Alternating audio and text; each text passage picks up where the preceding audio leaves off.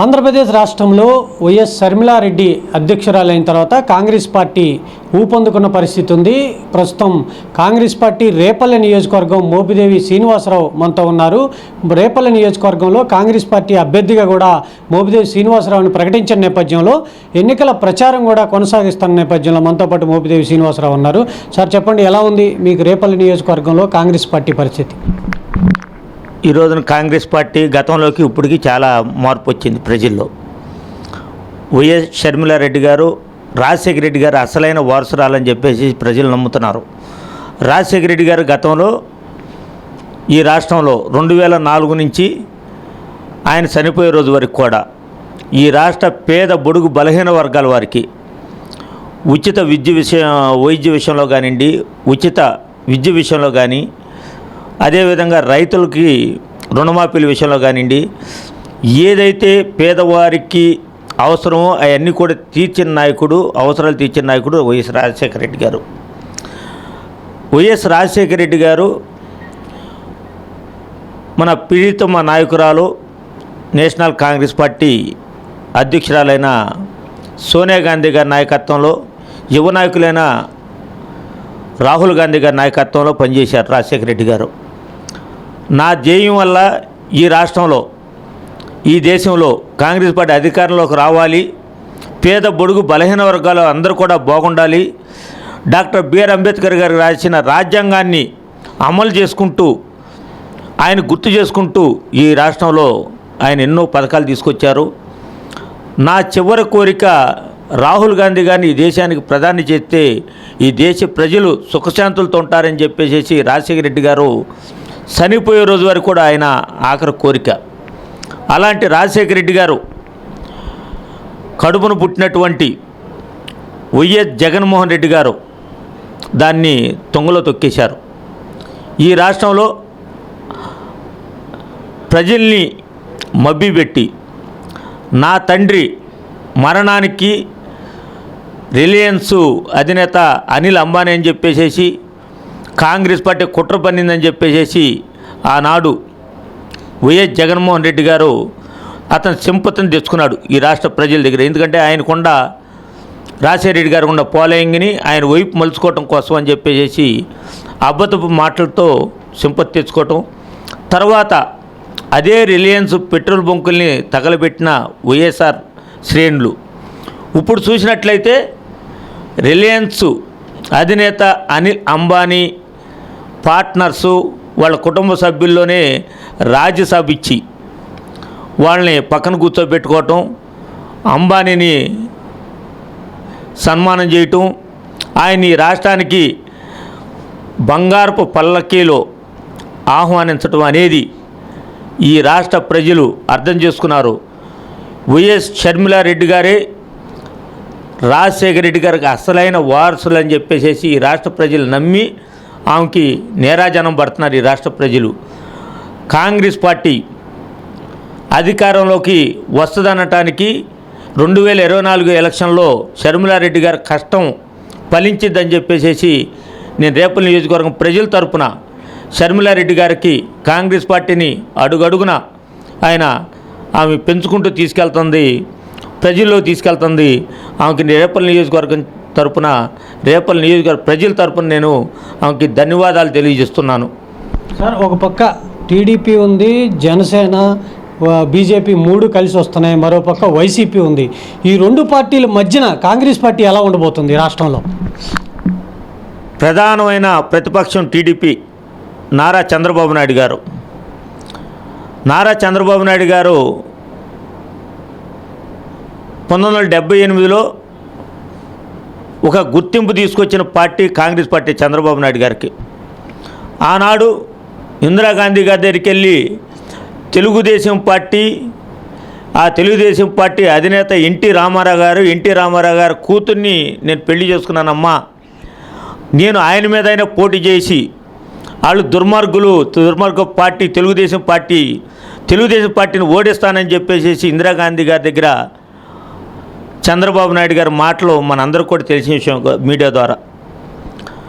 చంద్రబాబు నాయుడు గారు 83 తర్వాత మళ్ళీ తెలుగుదేశం పార్టీలోకి వచ్చి ఈ రాష్ట్రాన్ని తీసుకెళ్ళి ఢిల్లీ కాళ్ళ దగ్గర తాకడ పెడుతున్నారని చెప్పి చంద్రబాబు నాయుడు గారు, ఆనాడు తెలుగుదేశం పార్టీ అధినేత అయిన స్వర్గీయ ఎన్టీ రామారావు గారు ఈ రాష్ట్ర ప్రజల్ని, ఈ రాష్ట్ర ప్రభుత్వాన్ని తీసుకెళ్ళి ఢిల్లీకి తాకట పెడుతున్నారని చెప్పేసి ఆనాడు వీళ్ళ వాదన, తెలుగుదేశం పార్టీ వాదన. తెలుగువారి ఆత్మగౌరవం అంటున్నారు. మళ్ళీ ఇవన్నీ కూడా మనం చూసినట్లయితే చంద్రబాబు నాయుడు గారికి ఆ రోజున ఈ రోజు వరకు కూడా అతని వాయిస్లో కానీ అతని మాటల్లో కానీ పొంతనుండదు. అతను అధికారంలోకి రావటం కోసం, అతను ఈ రాష్ట్రానికి ముఖ్యమంత్రి అవటం కోసం సొంత మామని కూడా ఎన్నుపోటు పొడిచి ఆయన చనిపోవటానికి కారణమైన చంద్రబాబు నాయుడు గారు, బీజేపీ పార్టీ ప్రధాని అయినటువంటి 2014లో ఎన్నికల్లో భాగంగా పొత్తు పెట్టుకున్న చంద్రబాబు నాయుడు గారు, మళ్ళీ తర్వాత 2019లో మోడీ ఒక ఉగ్రవాది అని చెప్పేసి అన్న చంద్రబాబు నాయుడు, మళ్ళీ 24 ఎన్నికల్లో మోడీ దేవుడు అని చెప్పేసి అనే చంద్రబాబు నాయుడు గారు. ఈ రాష్ట్ర ప్రజలు చంద్రబాబు నాయుడు గారి గురించి అర్థం చేసుకోరంటారా? చంద్రబాబు నాయుడు గారు అనే ఒక వ్యక్తి ఈ రాష్ట్రానికి, ఈ రాష్ట్ర అభివృద్ధికి పూర్తిగా వ్యతిరేకి. చంద్రబాబు నాయుడు పదవికే, అతను ముఖ్యమంత్రి పదవి కోసమే అతను అనుకూలం అని చెప్పేసి నేను ఈ మీడియా ద్వారా నేను నియోజకవర్గ ప్రజలు తెలియజేస్తున్నా. చంద్రబాబు నాయుడు గారు ఏ రోజైనా సరే ఒక మాట మీద నిలబడటం జరిగిందా? కాంగ్రెస్ పార్టీ దుర్మార్గం అన్నాడు, మళ్ళీ కాంగ్రెస్ పార్టీ పంతం చేరాడు. బీజేపీ దుర్మార్గం అన్నాడు, మళ్ళీ బీజేపీ పక్షాన్ని చేరాడు. కమ్యూనిస్టులను తిట్టాడు, కమ్యూనిస్టులతో పొత్తు పెట్టుకున్నాడు.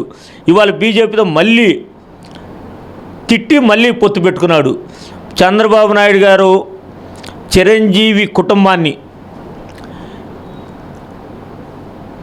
మెగాస్టార్ చిరంజీవి అతను స్వతహాగా అంచెలంచెలుగా పెరిగాడు ఒక చిన్న స్థాయి నుంచి.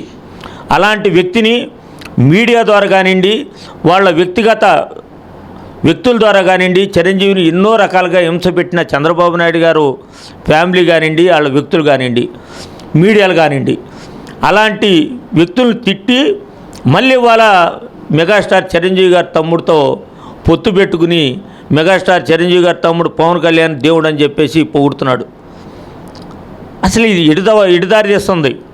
ఈ ప్రజలుకి నాయకులు ఎలాంటి వాయిస్ ఇవ్వాలంటే ఒక నీతి నిజాయితీతో ఏదైతే మనం మాట్లాడుతున్నామో అలాంటి వాయిస్నే మన ప్రజల్లోకి తీసుకెళ్ళాలి. ఆ వాయిస్ తగ్గ పనులు చేయాలి. కానీ వాయిస్ సపరేట్గా ఉంటుంది, చీకటి రాజకీయాలు సపరేట్గా ఉంటున్నాయి. కులాలు మతాలని తెర మీద తీసుకొస్తున్నారు. ఈ కులం మీద ఆ కులాన్ని రెచ్చగొడుతున్నారు, ఆ కులం మీద ఆ కులాన్ని రెచ్చగొడుతున్నారు. ఇవాళ ఎర్రలాగా పవన్ కళ్యాణ్ వాడుకుంటున్నారు. మళ్ళీ ఎలక్షన్స్ అయిపోయిన తర్వాత మళ్ళీ పవన్ కళ్యాణ్ పరిస్థితి కూడా ఏ దారికి తెస్తుందని కూడా ఈ సందర్భంగా నేను సూటిగా పవన్ కళ్యాణ్ వర్గం వారికి కూడా నేను సూటిగా ప్రశ్నిస్తున్నాను. పవన్ కళ్యాణ్ ఈ రోజున ఏబిఎన్ రాధాకృష్ణమూర్తి గారు కానివ్వండి, ఈటీవీ రామోజీరావు గారు కానివ్వండి, ఎంతోమంది పెద్ద వాళ్ళలో నేను చాలా తక్కువ. అలాంటి వాళ్ళకే కులం ఉంది. నాకెందుకు ఉండదు? నాకు ఉంటుంది. పైకి మాట్లాడే మాటలు ఓ రకంగా ఉంటాయి, లోపల ఏదైనా అభిమానం ఉంటుంది. పవన్ కళ్యాణ్ ముఖ్యమంత్రి అయితే మేము వ్యతిరేకం కాదు, పవన్ కళ్యాణ్ ముఖ్యమంత్రి అయితే మేము సంతోషిస్తాం. కానీ పవన్ కళ్యాణ్ని ఈ రాష్ట్రంలో ఎర్రలాగా వాడతాం తెలుగుదేశం పార్టీ. పవన్ కళ్యాణ్ వర్గం వారు కూడా గమనించాలి. పవన్ కళ్యాణ్ ఒక్కడే కాపు కాదు ఈ రాష్ట్రంలో, మేము కాపులమే. కాపు సామాజిక వర్గం చాలామంది ఉన్నారు. కాపు సామాజిక వర్గం దెబ్బతినే పరిస్థితిని పూర్తిగా పవన్ కళ్యాణ్ ద్వారా ఈ రాష్ట్రంలో అన్ని కులాల వారికి దూరం చేసే పరిస్థితి చంద్రబాబు నాయుడు తీసుకొస్తున్నాడు పవన్ కళ్యాణ్ ద్వారా. అది మీరు గమనించండి పవన్ కళ్యాణ్ అభిమానులారా.